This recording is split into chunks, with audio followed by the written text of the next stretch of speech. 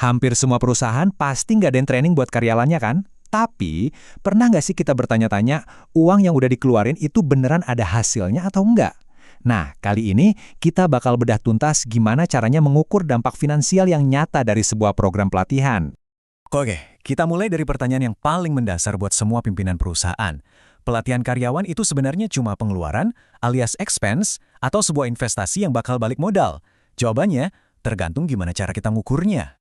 Ini dia peta perjalanan kita. Kita bakal mulai dari pertanyaan besar soal ROI, terus kita naikin satu persatu 4 level evaluasi. Dari reaksi peserta, apa yang mereka pelajari, gimana penerapannya di kerjaan, sampai ke dampak bisnisnya. Nah, di akhir, baru deh kita hitung-hitungan. Nah, buat ngejawab pertanyaan, ini biaya atau investasi, kita nggak bisa cuma pakai perasaan atau kira-kira. Kita butuh sebuah kerangka kerja, sebuah metode yang jelas dan terstruktur buat melakukan evaluasi. Dan inilah kerangka yang jadi standar di industri. Coba bayangin deh, ini kayak kita lagi naikin tangga. Kita mulai dari anak tangga paling bawah, yaitu reaksi. Terus naik ke pembelajaran, naik lagi ke penerapan perilaku, dan puncaknya adalah dampak bisnis. Simpel kan? Setiap level jadi fondasi buat level di atasnya. Oke, yuk kita mulai pendakian kita dari 2 level paling dasar yang jadi fondasi dari semuanya, reaksi dan pembelajaran. Level 1 ini soal reaksi.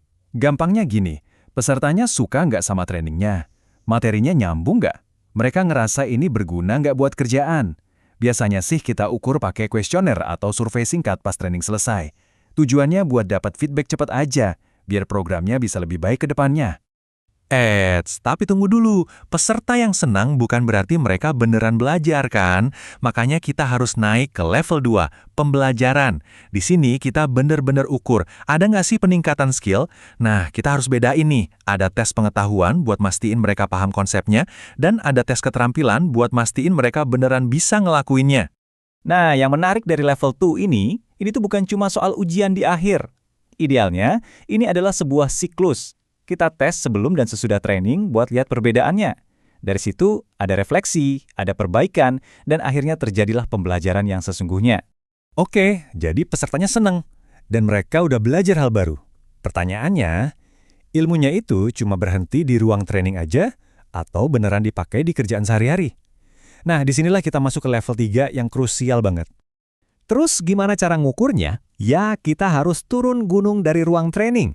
Kita bisa observasi langsung di tempat kerja, tanya ke manajer atau supervisor mereka, atau sebar kuesioner yang fokusnya ke perubahan perilaku. Pertanyaannya bukan lagi apa yang kamu tahu, tapi apa yang kamu lakukan secara berbeda sekarang setelah training.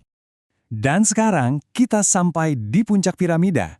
Level 4 ini menghubungkan semua perubahan perilaku tadi ke hasil bisnis yang nyata yang bisa diukur.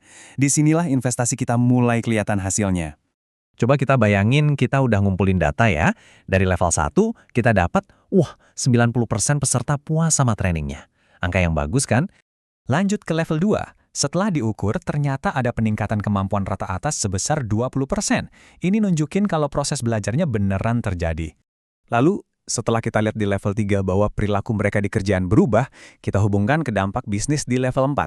Ini bisa macam-macam, misalnya penghematan biaya atau peningkatan penjualan. Dan di contoh ini, nilainya mencapai $500.000. Nah, angka kayak gini nih yang paling penting buat perusahaan. Oke, setelah semua potongan puzzle dari keempat level tadi terkumpul, sekarang waktunya kita gabungin semuanya. Kita masuk ke perhitungan akhir buat ngebuktiin return on investment atau ROI-nya. Kenapa sih kita harus repot-repot ngitung ginian? Soalnya, kalau kita punya angka ROI yang jelas, kita bisa meyakinkan atasan kalau investasi training ini berguna. Kita juga bisa merencanakan budget tahun depan dengan lebih baik, dan yang paling penting, kita jadi lebih pinter dalam milih program mana yang beneran ngasih hasil. Rumusnya sendiri sebenarnya simpel banget kok. ROI itu dihitung dari total keuntungan bersih yang didapat dari training, dibagi sama total biaya yang kita keluarin buat training itu. Hasilnya nunjukin, setiap rupiah yang kita tanam baliknya jadi berapa rupiah. Tapi ada satu tantangan besar. Gimana caranya kita bisa 100% yakin kalau peningkatan kinerja itu ya gara-gara training, bukan karena faktor lain. Mungkin aja kan pasarnya lagi bagus atau ada manajer baru yang hebat. Nah, ini namanya mengisolasi efek pelatihan. Salah satu cara paling ampuh itu pakai kelompok kontrol. Mirip kayak di penelitian ilmiah, kita bandingin aja kinerja kelompok yang ikut training sama kelompok yang nggak ikut. Nah, selisih kinerja di antara keduanya itu kemungkinan besar adalah dampak murni dari trainingnya. Metode lainnya adalah analisis garis tren. Jadi, kita lihat data kinerja dari waktu ke waktu.